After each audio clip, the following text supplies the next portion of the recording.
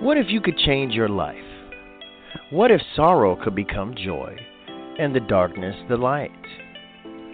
What if you could heal not only yourself, but those around you? Well, you can. It's called alchemy. And these are the Alchemy Sisters. Join quantum karmic healer Jennie McDaniel and intuitive empowerment coach Mandee Elam for a magical journey into esoteric spiritual discussions. Brought to you by Heart Over Ego Radio. Hello and welcome to the Alchemy Sisters. You are here with Mandee and Jennie and our lovely friend Cynthia Martin. Hello, ladies. Hello, hello. Hi there. Hope you both are doing well and enjoying this sunny day in northern part of Albuquerque. And what's it like where you ladies are at? Cynthia's in a gorgeous area, Southern California. What do you got over there, Cynthia? Oh, same as you. Beautiful sunshine and spoiled, so just spoiled enjoying rotten. It. Spoiled rotten.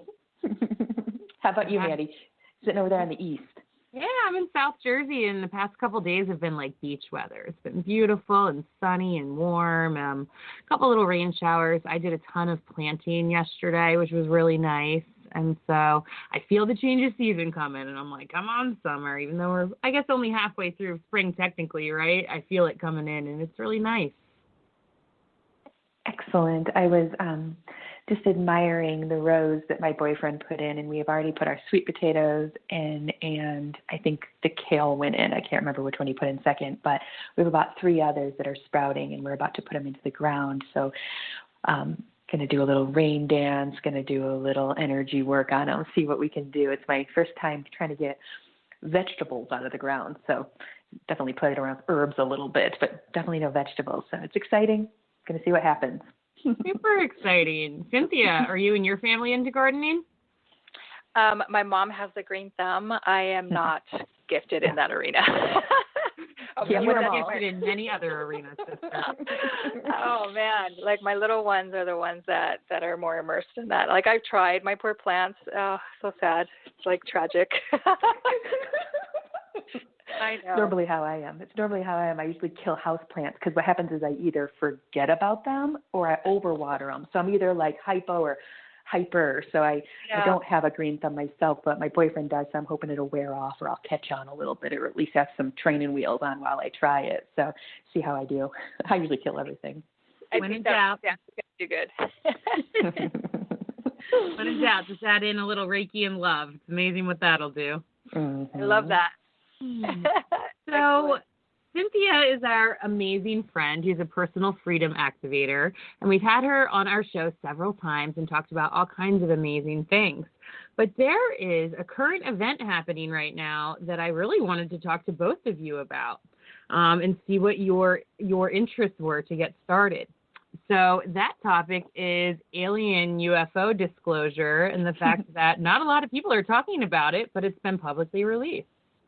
Anyone interested in weighing in on that? Well, that's what kind of a lot of people have been waiting for in some of these communities, right? There's events been cultivated around it with contact and more and more people experiencing things. And here in LA, interestingly enough, there's been sightings while people are in quarantine because now they're sitting a little bit stationary in their spaces, so they're looking up at the stars now. They're spending more time trying to catch a break from the cabin fever, and they're going, did anybody notice those moving lights going over the city? And so they're starting to come out. People are showing, like, they're sending me pictures left and right. They're like, am I making this up, or is there something going on in the sky? I'm like, well, I don't know if you're so ready, but people are waking up to it, and it's been coming for a long time. And in terms of like the disclosure, I think, like the Kerry Goods and the David Wilcoxes of the world have been preparing us with ancient aliens and whatnot, so we're not in total shock. So that's what I've been seeing here on this front. We're desensitizing us a little bit to it. Absolutely. So we're not so scared of it. So frankly, I've been little by little, like asking my girls, because they're the ones that I'm more concerned about, right? So, if they were to see something, how would they feel about it? And my little ones are just so funny. They're like, yeah, as long as they're nice. Mm-hmm. It's a good rule of thumb for any species. Yeah, absolutely. I'm like, so, okay. But I think it would be a big shock value even for those of us who have kind of been waiting for it to really come, right? It's been an anticipation for a long time for many groups I know. I don't immerse myself too much in it because Spirit wants me kind of focusing on helping, like I said, those in certain arenas where they need to bring certain energies. I know in my youth I was very much looking for a lot of that conspiracy exposure, and the whistleblowers were a big fascination for me. And I know there's a lot of, I have a lot of doctor friends, interestingly enough, I have a lot of doctor friends kind of reaching out to me going, did you know this? And did you know this? HARP and all those different establishments coming down, and more people in the parapsychology units in the military coming out and sharing and disclosing information of underground bases and whatnot. And so more of that stuff coming out, and average folks that never had an interest are really starting to pay attention. What are you guys seeing? I want to weigh in on that too. Yes, I do think that more and more people are being connected with and communicating with aliens, let's just call it. But I do think, and this is the little bit of skeptic and practicalness, I guess, that I have in myself, is Elon Musk is doing some stuff in the sky. There is this thing, I think it's called Starlink, and it looks like a bunch of spaceships flying in the sky. And I'm like, oh man, they should have warned people about this project or what have you, because I'm in all kinds of Arcturian, starseed, crystal kid groups on Facebook, and everybody and their brother is talking about seeing spaceships. And I do believe some of them might be, but then I also believe that, again, Elon Musk is doing some revolutionary things up there with some satellites. So I wanted to ask you this, since I got some interesting brains on the line here. Disclosure, does that mean aliens showing themselves, or disclosure from a higher up that lets us know they exist? What does that mean? Which one are we looking at? Well, in the way that I asked the question, just in the sense of people being aware, or government confirmed that there, could be UFOs or other species or things like that. More like disclosure to the public is what I was referring to. But I love the concept of looking into, entities revealing themselves as well, or beings.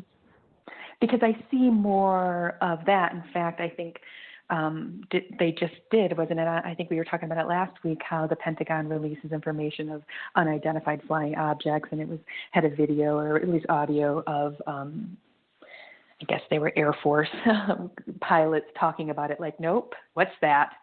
That's not, look what that's doing there. So it was, I think that was on some level disclosure, but I think even if a giant spaceship sat in the sky for 3 days, like in that movie Independence Day with Will Smith, I still think there would be people that are like, nah, that was an illusion. That was a trick by the government so that they could trick us and control us. And I'm like, oh my God. So it's an interesting question, and I love philosophical questions like that because we can go on all day about it. But I do think they have disclosed it in some ways. I don't think that aliens are going to show up in the sky like that because, if they wanted to do that, they would have already done that, I think. Right. And plus, I don't think people would respond well. I mean, we are a dangerous breed of animal. And so, I don't know, they were not really interested in, they're not here to save us from ourselves. All the starseed kids are like, they're going to show themselves and take me home. I'm like, no, man, you incarnated here. They want nothing to do with this yet, else they would be here. So it's really interesting, how differently people think about it. But no, I don't think they'll show up in the sky. I do think that some more information will come out from the government, though. But I still think there's going to be a band of people who are like, nah, I don't think so. Right. And the way I'm looking at it is disclosure for me in the context of everyday living is revealing of the truth. Right, like just the notion that there's things going on under our noses every single day in everyday life that we just haven't been present to, And this information is now coming to the surface, and more people are paying attention. So, in the context of how it affects our daily life, like HARP. HARP is this program, as I understand it. So I'm sure that there's plenty of people out there who know far more than I do, and I don't spend my time investigating. I just kind of at a high level so that I can confirm experiences that I'm having. So I asked one of my doctor friends, because he works in energy medicine and uses different modalities in his practice, because it was a really fascinating question, because all of a sudden my hair started falling out way more than usual, and my girls too. And why I asked the question was because I have a lot of clients and friends who are sharing the same experience, like in kind of a scary way, where it's like, is there something going on? Because there's like this weird, too many people are having this experience, right? It's far too common for it not to be something. So my doctor friend sends me Encounters of the Fifth Kind, I think it's called. There's actually a documentary, and it's available free on YouTube. And it's basically talking about HARP and how the manipulation of energies and frequencies that impact the weather patterns, that impact, there was testing that was being done using sonic technology in the oceans. I don't know if many of you remember back, a few years where there was like things being beached, like whales, like a large number of whales being beached, a large number of fish, all of a sudden just dead on the shores of these beach lines and the coasts of these different countries. And it's because there was stuff going on under the water that was not natural, right? Mm-hmm. That there was manipulation of the elements. And, in terms of disclosure, there's amazing people who have dedicated their lives to track all of this information and have connections to bring this to the surface. And people are actually going down. There's these plants that are being shut down completely, and people being arrested. And, there's consequences being made, like people are being held to their actions and having to deal with the consequences of their participation in some of these activities that are coming to the surface and being made public. So to me, that's what disclosure means at this level, right? Like even before we get to that place of like, ETs and whatnot, like we got to take a look around and what is it that's going on, like the vaccinations and all that, like whether you believe or not, just taking a notice, taking a look around at the information that is being provided by different people, and to, whether you agree with it or not, just let it stimulate a question in your mind and to investigate further so that you can make educated decisions in your own life and how you're participating in life and as a whole, as the collective. So that's where I'm kind of grounding the whole concept of disclosure versus, the really exciting stuff of Independence Day. Yeah. Glamorous. Yeah, no, it's true. And I think that, and like usual, you're onto something with that where the questioning is beautiful. You get people questioning things and we're onto something, because at the end of the day, everyone's going to see the right answer through their own view or perception. So it's less about what's right and wrong and more about questioning and being and philosophizing and playing around and batting things around. I mean, it's good. I'm glad we're leaning into that, and I do think we're getting to that space. A lot more questioning. I can't get on my Facebook without seeing people talk about aliens, psychics, the government trying to take us over, or a virus. And I'm like, oh man, it's it's heavy. Yeah, it is. It's heavy, but it's also an interesting time that, I know we all chose to incarnate into, many of us, even people who aren't aware of why they're here right now. I'm sure, there's a reason why they chose. I truly believe in that. However, I do think it's interesting because I was looking into all this energy a little while back, and I researched what the definition of apocalypse was and where it came from. It was actually a Greek word meaning revelation. So I like that, all of this energy is all coming back to just truth and revelation and what's actually happening. Yeah, apocalypse is like an unveiling or a revolution or revelation. And I did read that several years ago, and I was like, and I saw you post it again, Mandee, and it reminded me of that. And I'm like, that's true. And of course, there's a negative energy around the word apocalypse. It's zombie and the end of the world, cataclysmic, when in reality, the root of the world is an unveiling, which often can sometimes look cataclysmic, crazy, out of control. And I think Cynthia even said last time she was on a couple of weeks ago is a lot can be born in chaos. In fact, a lot has been born out of chaos. Depending on where you think we came from, we could have been born. This whole thing could have sparked from chaos. Absolutely, and it all depends on where you allow yourself to be taken with any of this, right? So, the number one illness across the board, and I say this over and over again, is fear, because fear in healthy doses is a powerful tool for creation, right? Like, we don't want to be without fear if you know how to use it and utilize it, right? Like I shared this story a lot with, my kids, because my kids are both in karate. And I remember the first time my oldest had her first tournament, she was mortified. She's a highly sensitive person, like conflict and fighting is not in her DNA. And here she was in a sport that requires it, right? But with discipline. And long story short, like she was glued to me almost up until the minute where she had to get ready to be on for her specific performance or competition. And I told her, I said, listen, you already won. Halfway there, you showed up, right? What happens next is bonus, right? If it goes either way, it doesn't even matter. So I've been teaching her, use your fear as fuel to drive power behind the thing that you desire. And she did. And she ended up winning. Only girl in her division, won 2 first-place trophies, first tournament ever. And all she was concentrating on was to use that fear to get through it. And that wasn't even like to win. It was just to get through it without like falling apart. That was her whole intention.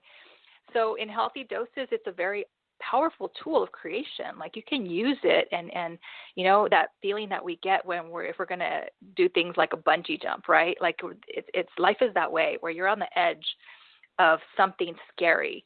It's that exhilaration and that's that augmentation of energy that can actually propel you to move forward. Like all change is fueled from fear of suppression, oppression,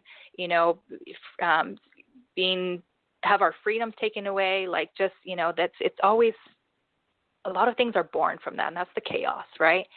But if you live there, then it's perpetuated and you're suppressed by that very same fear. And the whole disclosure thing and this whole pandemic, it's either going to paralyze you or propel you forward.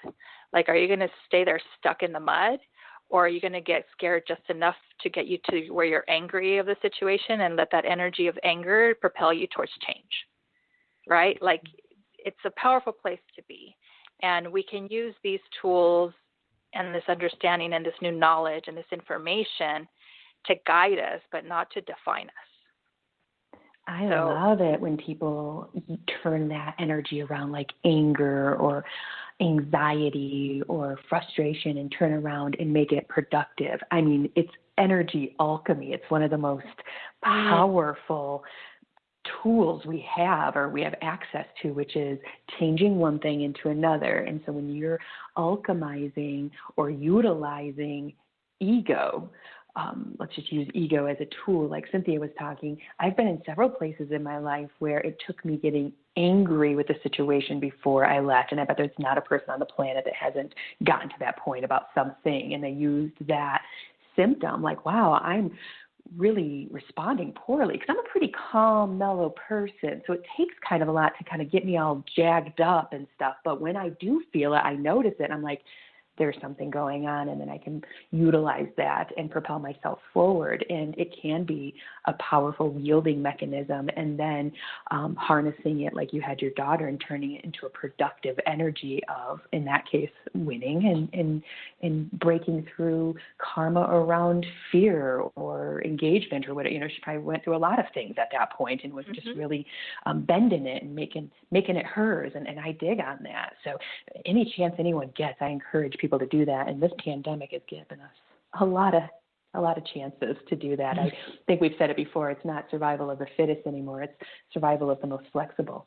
Like, how can you shift and move and change in the middle of turbulence, and that is going to be difficult for some people, specifically people who can't, where their mental health depends on routine. And so I feel for these people, because there's a lot of people who either deal with deep depressions or anxieties or what have you, and then their rhythm and their daily schedule really keeps them motivated and kind of occupied, and a lot of those people's ways are getting changed. But we have to still flex, like Mandee was talking about earlier, and some of my understandings is we choose the time we incarnated in. So even if we do only function on schedule and organization, this time frame continuum is going to put a rock in the middle of that path for you, and then we find ways up and around, up and over, any way we can so that we can continue. I saw this really interesting post, and it got mixed reviews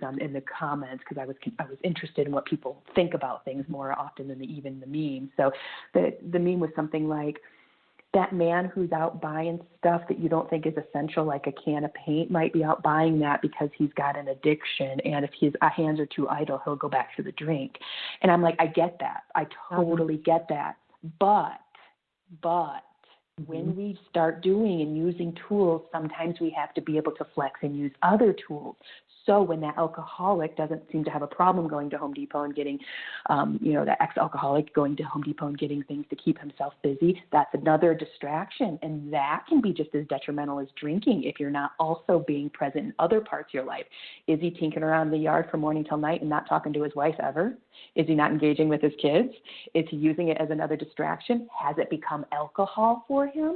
So I can play devil's advocate with this all day long, and that's where I like to sit with things anyway. But I'm like, I get it. He's got to keep his hands busy, but he's got to move and flex and learn other tools that he can pull out for when emergencies happen, because this isn't the first or the last time that a virus is going to sweep through, or any, some sort of tragedy that we have to manage. So we're better off having a couple tools in our back pocket in case one becomes obsolete.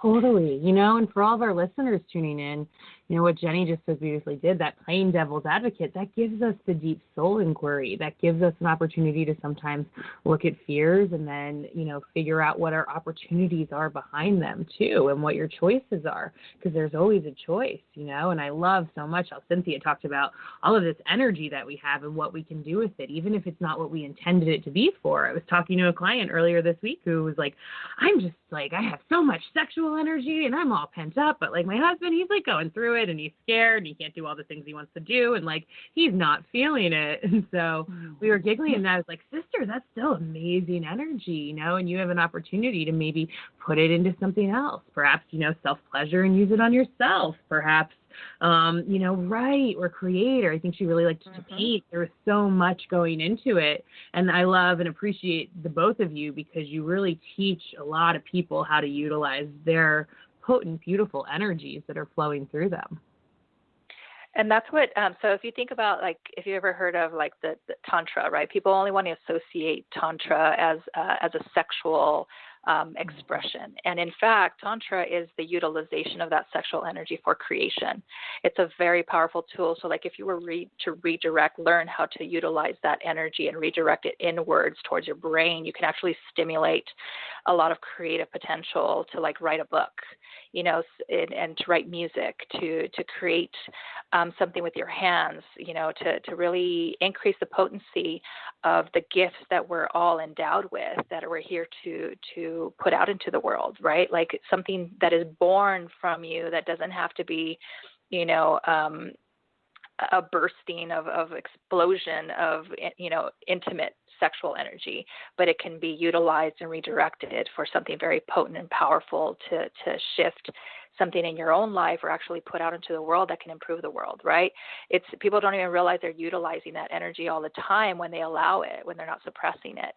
And to your point earlier, Jennie, with regards to the alcoholic, people want to only stigmatize addiction as those kinds of addictions, right? They really want to, as a society, we label it as this substance abuse, this abuse, but there's abuse that workaholics are addicts, and I'll never forget this experience myself in my own spirituality. So for all of those out there listening on the search still, I'll never forget in the early stages of my experience, because I was I didn't have my relationship with spirit. I had a specific contract. Like I had to learn to trust myself. So I didn't get the opportunity to go work with healers. You know, Jennie, you and I have talked about this, with other experts and professionals in the healing arts.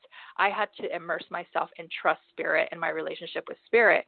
And I was so obsessed, like I needed to know, right? Like the addiction to information is a real thing, because I would pull cards. So early in my process, I was doing tarot, right, for myself. Like I would pull cards, and tarot is just, you know, being able to access information that is available to us in a context where we can fill in blanks. Okay. So whatever your relationship with that's for you and that experience. But for me, it was just kind of like fill in the blanks so that I can make sense of what information I'm getting and these intuitive hits.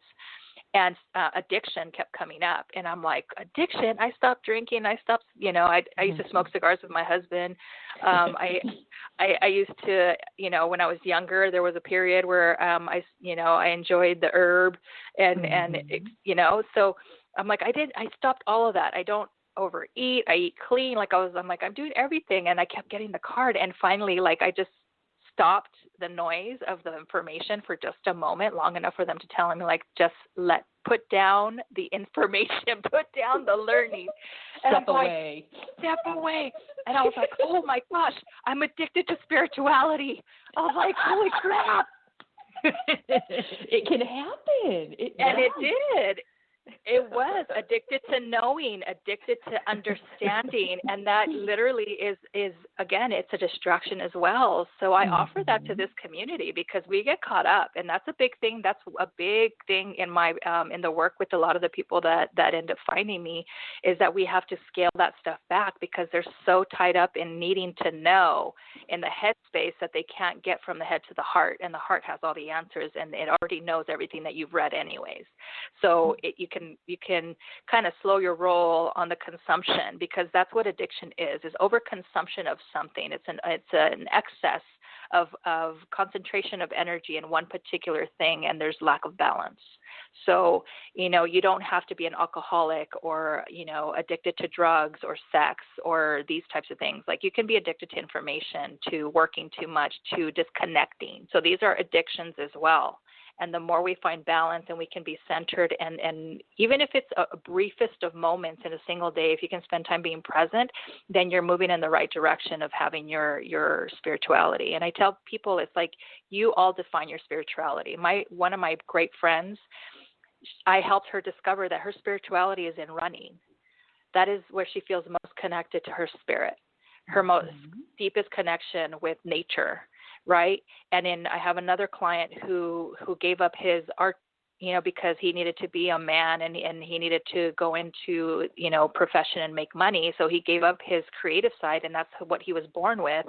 And meditation is his art. Awesome.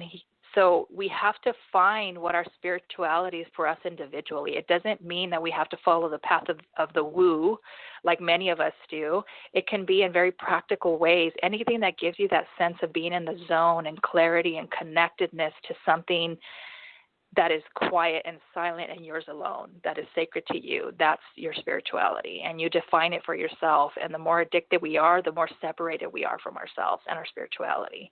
So, you know, I wanted to offer that up because that's a common misconception on the journey, that it needs to look any particular way, that it needs to be sound, taste, and smell like one thing that somebody else is doing. And it might be completely different for each of us individually. And if we stop the noise and the distractions, we'll be able to connect to it much easier. And that's what it is. You just basically laid out what I help people realize. They are new. Oftentimes, my new clients are young healers who are super stoked, and they've got all these modalities that they've got fire in, and they are just wanting to devour it all. And they're like, Jennie, tell me the one I need to pick. And I'm like, I can't do it. I can't feel your passion. I see parallel lines and what you could be good at and what you naturally would be good at, but I don't get to be in your body to feel that bell ringing, you know, that clarity Cynthia was talking about. So the best we can do is give a variety of ideas, and just big ideas or many ideas, or maybe even some detailed ideas. But then the the seeker has to feel what that does for them. So for a younger person, maybe meditation. And when they get in their 30s, maybe running does it for them. And then in their 40s, they are doing guided meditations for other people. And in their 50s, they're going to India. So our path is never usually just one thing, especially the old souls. We're going to find a variety of things. And the thing is, like Cynthia said, is to clear that chatter, that ego telling you, pick the right one. You got to make money. You got to go do it right, do it good, and do it fast. Clear that chatter and let your body respond to the things you're exposing it to and listen to it. You're going to feel a resonance, and more so with some things than another. Doesn't mean those things that you don't resonate so highly with that you can't play around with, but wait for that passion to come in. That's usually what has enough fuel to be able to stay until you can monetize it, because very often people will pick up different hats every year and be like, I can't build a business. And I'm like, find something that blows your mind and has maybe even a big construct about it. I went into massage. There's so many different kinds of massages, and I went into many other things too. I'm like, find something a little bigger so you can play and move in. Don't be so specific your first time around with your job, or your career or pushing your business. Make it a little bigger so you have a little room to play and let yourself feel it out. And then if you get into a, like a very niche market, go ahead and push that. But it takes a little bit of finagling. And on top of that, after you do find passions, they do change. So I always have to kind of take my cute little new students and say, okay, let's calm down, clear the anxiety, now breathe. Because this is a marathon, triathlon, all mixed together, and it's a lot less of a sprint, which I think we get in our heads, that's what it is.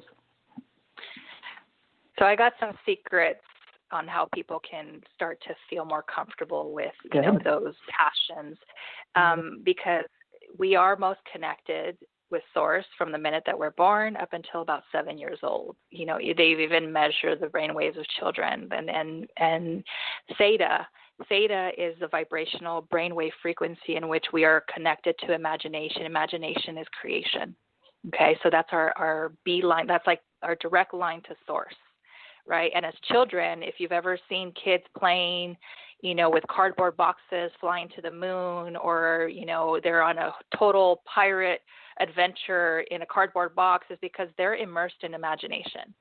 And that's what is the highest potential. So anything that you were ever passionate of child, that's a big clue into what one of your gifts and your talents is. And one of the things that I invite people to, especially in my work, is if you are already, you don't have to make a 360 pivot and completely disregard the entire life that you've lived, because that is a new aspect of who you are and a passion that can be created. It's about blending. And I'll give you a perfect example, because I had to go to the dentist earlier today, and I love how Source aligns these experiences for us to bring these messages forward in very practical ways. So I had to go to the dentist. And I'm having a wonderful conversation with my dentist, even through her mask and everything, and her shield. And I was prompted to ask her, I'm like, just curious, what made you decide to be a dentist? Because the conversation we were having was very open, and I can feel her energy, and she's definitely a highly sensitive person. She's empathic. She happens to be a holistic dentist on top of it. So it's not an accident. So I just asked her the question, what prompted you? And she said, well, it was an intervention for my parents, because I wanted to be an artist. And she ended up becoming a dentist. But how she reconciled it, and this was really powerful, she says, I reconciled it, she goes, because I was somewhere I had found someone had written an article that says, the creative aspects of dentistry, right? Like being able to fix someone's smile and restore beauty and confidence to someone is art, right? Like to have that hand to be able to be excavating things. So she was able to bridge that gap in that sense. And I'm like, holy crap, how wonderful would it be if people embraced and engaged in their life in that way, where they're not giving up one thing over another, but that they can blend it, right? That's what I do with my clients all the time. It's like, why don't you blend, the things that you know well, the things that you enjoy, and the things that you don't enjoy, you can use them as tools, as reference points to improve the things that you do, right? So blend your life experience because it has purpose. I always tell people your pain has purpose because you have to learn from it so that you can be able to, carry your message forward, so you can heal yourself and help have your story heal others, and blend what you know and what you've learned with what you're passionate about and see what you can come up with. That's innovative. That's visionary. And that's what we're being asked for now, because we did it many other ways. And as you said, Jennie, in other lives that we're wired to be good at certain things, but what can we expand on it? What can we grow through that? What can we plant from that? So I just wanted to offer that to those of you listening who ever feel like you have to choose one thing over another. And I know we have something coming up here with the commercial, but I just wanted to put that one out there for you guys. It's brilliantly said, and I love fusions. I love it when fusions happen and people blend certain styles of food together or certain types of modalities together. In my opinion, some of the best healers on the planet are one who have many things that they fuse together and create a very powerful, potent punch, because like Cynthia said, we've got each individual beautiful skills and talents, and if we bring them to the surface, we can express them individually and then put together, which in my opinion, is a lot more potent. Mandee, do you have the commercial up in front of you? My screen came off, and you can play it.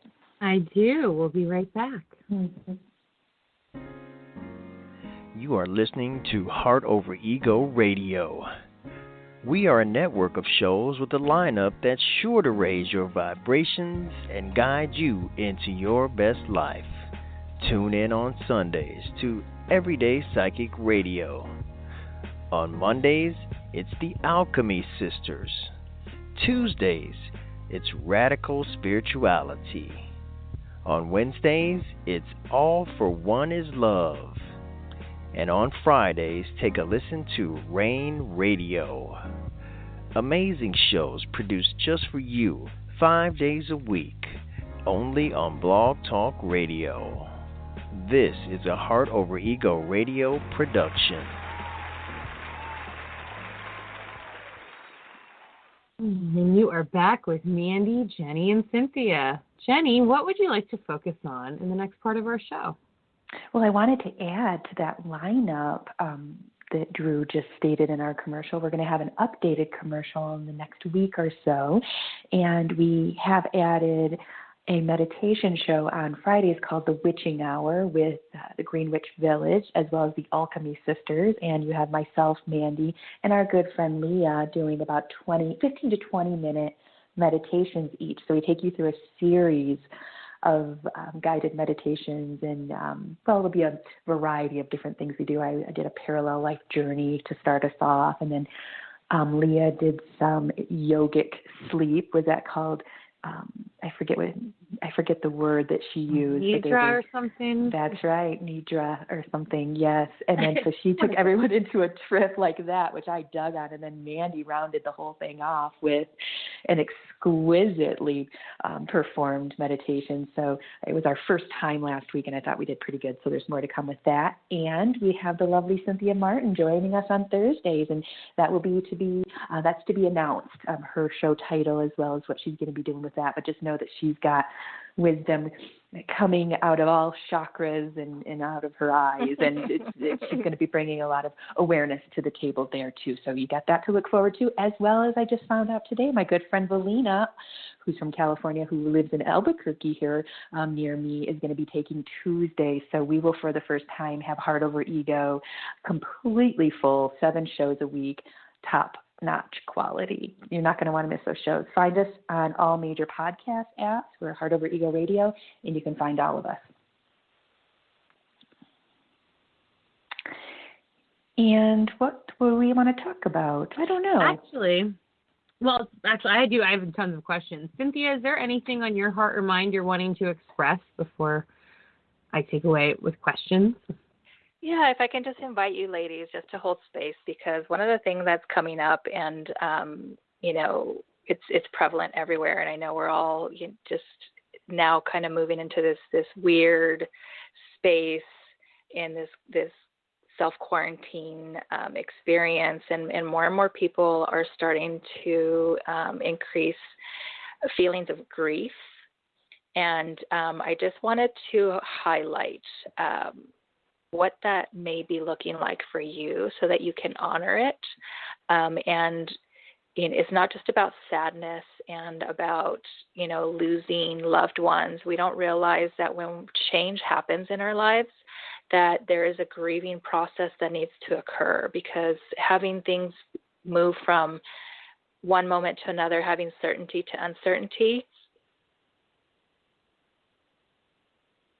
There's a lot of things that people are going to feel even stronger. Parents feeling the grief of not watching their kids walking down to get their diploma, and those same teens graduating and transition from one aspect of their life, from high school to adulthood. They're not going to have the celebration as they anticipated, and generations have, all really amped that.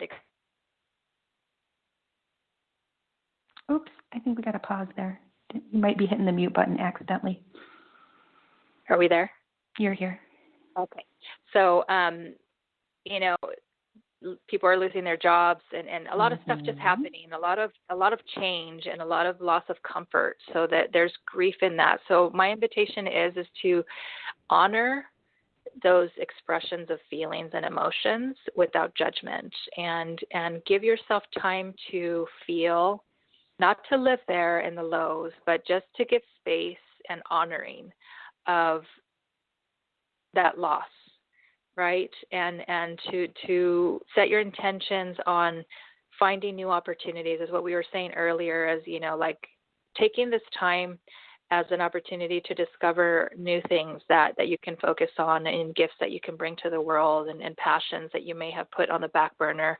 Maybe that's what the higher purpose is in your life, of this time coming to the present. If you give yourself permission just to look a little closer, to lean into some of that sadness, to see if there's a gift, and not to judge yourself, to be compassionate with yourself and have a little love for you and patience, that you're not wrong in what you're feeling, and that it's okay not to feel good at any given moment, but just give yourself permission to go do something else that does feel good. So blending the experience of emotions and not getting stuck in any one of them. So I just wanted to offer that to the people in the community listening, because it's important, and a lot of people are feeling it, especially those that are by themselves are feeling it even more. So just give yourself a lot of compassion and trust that there's better to come, even if you can't see it right now. So thank you, Mandee, for allowing that space, and for both of you ladies for holding that container so that we can provide that message out there.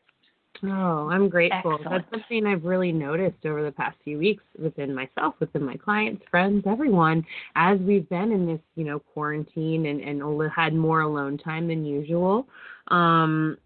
I guess the majority, some people are working like crazy, but overall, in general, I've noticed people are becoming more sensitive, which I find a beautiful thing as we ascend and as we transition into this new age that we're creating. But it's a lot to handle, and it's really important to not judge it and just allow it to happen. So I'm really grateful that you brought that up. Thank you.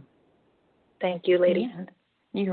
Thank you for bringing that up, because that is something to think about and to put energy around, because we're not done shifting and changing. Not only is there an exceptional amount of grief probably already, but there might be more, and the likelihood is high that there will be more, because, again, ever changing and shifting. And it's going to take a little while, I think, to get us into full swing again if we ever get back to that space. So, yes, grieving change and loss of things. I know that I would have been pretty devastated to have to miss out on all my senior year shenanigans. I would have been I would have been bummed. I didn't care for school too much, but I had some good friends, and I definitely liked celebrating being gone from that school. So I really would have been bummed out, and I would have missed out on a lot. Graduation parties, and that's got to be hard for sure. So thinking of people that are alone at this time, completely by themselves, and that are missing out on big events. I've seen a lot of people have to cancel their weddings because they don't know what July is going to bring and August are going to bring. And so I'm just kind of either doing it. I've seen a couple of people do it virtually, like have a wedding on Zoom. But then I've also seen people just say, hey, let's just wait till next year. No biggie. We're fine. It's kind of a crazy year, so push pause. So, we're definitely being forced to kind of accept change, and in that change is always going to be some excitement, some chaos, and definitely some grief. And most important is don't let pride get in the way of reaching out for support. Good idea. That's ultimate importance, because pride is going to be the thing that keeps you from moving forward. So don't let yourself get stuck there, and reach out to anybody, even if it's just to ask for space to be heard, because being witnessed sometimes is enough, and other times they can guide you and offer you direction, even if they're not, in this kind of space, but they might be just what you need in any given moment. So don't hold back in saying that you need help, and just you need to connect. So please do that if you're in that space. There are a bunch of us out there, all different kinds, shapes and colors. We have all kinds of healers. If some people feel more comfortable with a psychologist, I know they do remote work because I've had a psychologist do remote work with me. There's all kinds of healers out there in every kind of fashion. So yes, reach out, help break down that stigma that humans have of being too prideful to ask for help and just ignoring the issue, because psychological issues, if untreated, don't usually get better. It's like an ism, like alcoholism isn't better if you don't treat it. It generally gets worse. So it's not a fear-based tactic. It's just something that is very common, where if something's left untreated, it will start to make a louder noise until you fix it. So again, like Cynthia said, set that pride aside and reach out for help, and do yourself a favor. And at that point, you're doing everyone around you a favor. When I work on myself, I know everyone gets to benefit from that. So it's not just for you, it's for everyone around you too. Love that. Beautiful. Ladies, in the last few minutes of our show on all these themes, I'd like to talk about a little bit of maybe both of your flavors or tastes or teachings on the lessons of acceptance. And it had me thinking of it in the beginning of the show, because I've had several clients, starseed clients as well, kind of waiting to be picked up. And I'm like, I really believe you're here for a reason to do some things, And then obviously, as we were talking about change and adapting, my favorite, Darwin, he says the species that is able to survive is the one that adapts most to change. So some people have already been changing. Some people are starting to settle into new routines or are going to be soon. What are some of your thoughts around acceptance and the journey of what that looks like when we're starting a new chapter? Cynthia, you want to start us off, or shall I go? Yeah, go ahead and go. Acceptance, I feel like I have a pretty open mind, and acceptance isn't very difficult for me. I mean, I've had a handful of times where I really had to push through and make sense of things and work it out. And so I feel like I might be a bad person to ask for that, but because everything's coming from my perspective, so acceptance is easy on my end. I'm very flexible, so I think in my mind, it must be easy, which I know is not true. So if I had to give any advice to people who are having a hard time accepting the change, I would quote the late, great Bob Dylan and say, the only constant is change, man. No, just kidding. But seriously, I would basically, I don't even think Bob Dylan said that. I think someone older than him said that, but whatever. I'll give it to Bob Dylan this time around. But no, I really think that I would just really I would get real practical with them and say, great things come from change. We weren't sustainable before. We were running at a pitch in capitalism that could not sustain itself. That was not going to work, and nor should it have, because it was very biased and very unfair and put a lot of people very, very rich and a lot of people very, very poor. More people poor than rich, of course. So I would just break down the practicality to them and say, hey, that wasn't sustainable. We don't need it falling down on us. Let's have it crumble a bit so we can see where it needs to be mended. And that's what's happening. I mean, there are holes in a lot of our systems, and that's okay. And they're being brought to the surface so they can be healed. So I would just remind them that this needs to happen. We need a more sustainable existence. We can't keep tapping the earth dry and expect to stay here. If we don't change, then we perish, and your great-great-grandkids don't get to run in this field of daisies. I would really level with them and just kind of make it like a little bit more dramatic in the way of, we're kind of on the brink here. We can stay, but if we start messing around for too much longer, I don't think she's going to let us. So that's probably where I'd go with that. What about you, Cynthia?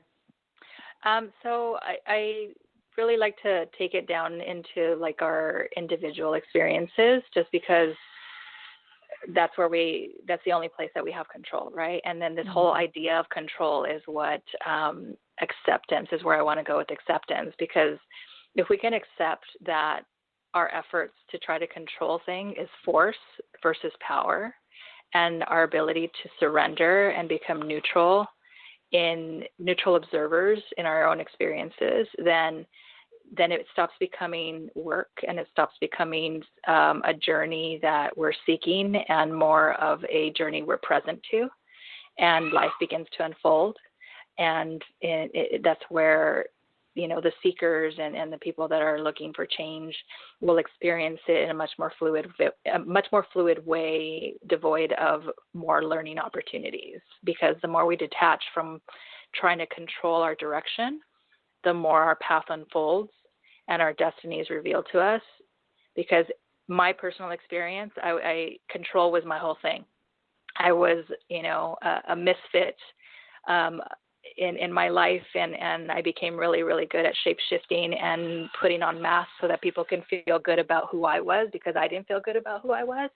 So I try to control all of my environments, and all that led me to was more big learning, kick me in my butt, mud in the, my face in the mud, eating poop experience, so that I can surrender the fight of having to have life look a certain way. And the minute, like I'm going to tell you, the distinction into where my life started to become fluid and flow and abundance and miracles and manifesting becomes so much easier, was when I let go of my attachment that I had any control over where I thought I needed to be, and just allowed myself to go where I'm meant to be and just flow with it.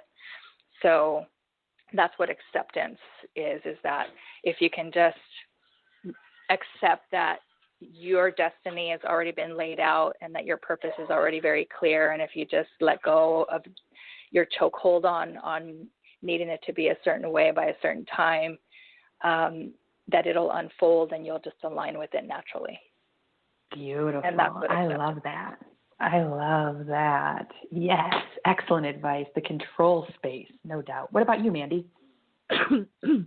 Yeah, very similar. In my own perspective, that was something I had to evolve and look at really closely was my controlling mechanisms. And what you said, I want to piggyback off of a little bit, Cynthia, because for me, when I finally got to a place of acceptance and just letting things unfold as they will and not to control, it was because I started to really, truly develop trust with spirit and with my higher self. And I would start to find peace in trusting that everything's happening for me and everything's happening for my highest good. Now, that didn't mean like I just sat around and trusted everything happened. Like I also paired it with a lot of devotion and intention. And I honor the fact that I feel like kind of luck is preparation meeting opportunity. So if there's something that, I was interested in, I would be devoted to it. But really acceptance was a big bridge into trusting in the divine. That's beautiful. That's exactly it. And what you said was really important, because it's not just about, because people have this idea of manifesting where you just think it and it'll come.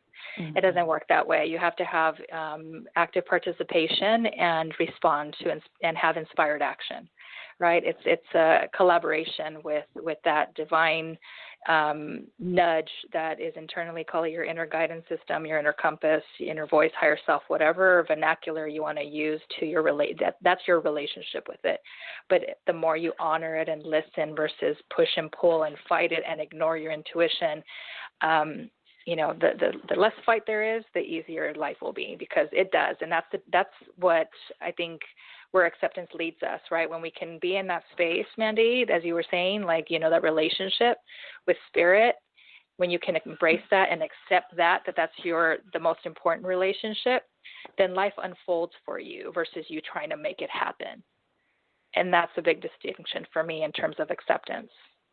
And there's a lot more ease and grace in that too. I mean, that is a way more easier on your adrenals, your nervous system. You're pumping your hormones around. I mean, the body responds so much better when we're in that ease and grace, so that when there does come up where we have to put a little adrenaline in it and get some energy behind it. We can come from a nice, rested, balanced place. It's a great place to be.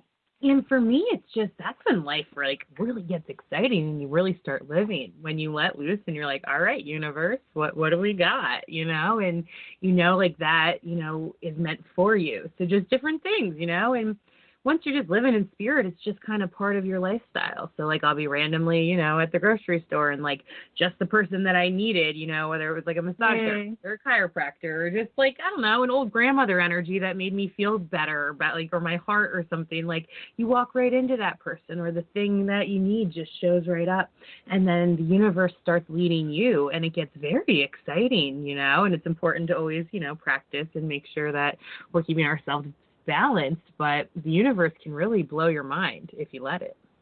Oh, it's a daily experience for me. I know it is for you too, ladies. It's awesome. And I love getting the messages you can't believe this is happening. I'm like, yes, I totally can, because I live that every single day. It's awesome. So yes, flow and what it feels like, because I like to anchor it into a tangible experience. And I think even in the Bible, they reference it, and I'm not, pushing that agenda, but it's, I like this particular phrase. It's being childlike, not being childish, but it's being like a child.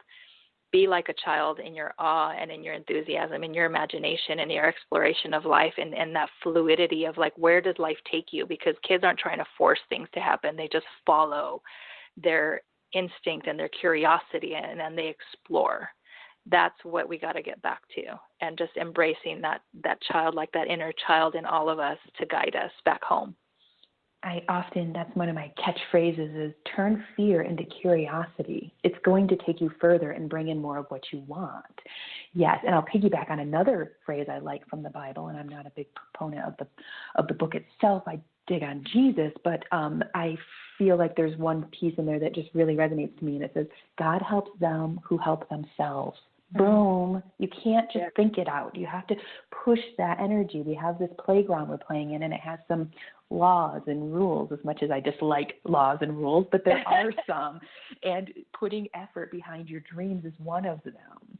And I'll slaughter it, and I always do, but Einstein has a great saying, something like, this isn't metaphysics, it's physics. Put the thought with the energy flow, and you will get an end result that you want. And again, I slaughtered the heck out of that, but it was something about kind of layering the energies, and you're going to manifest something. And before we get off the show, I'll Google and get the actual quote so we can get his words. But brilliant man in all senses, as well as one who definitely merged and did that hybrid thing. He was science and metaphysical, and there's a few others that did it as well as him, in my opinion. But he's definitely one of the greats of merging, and look how brilliant he was.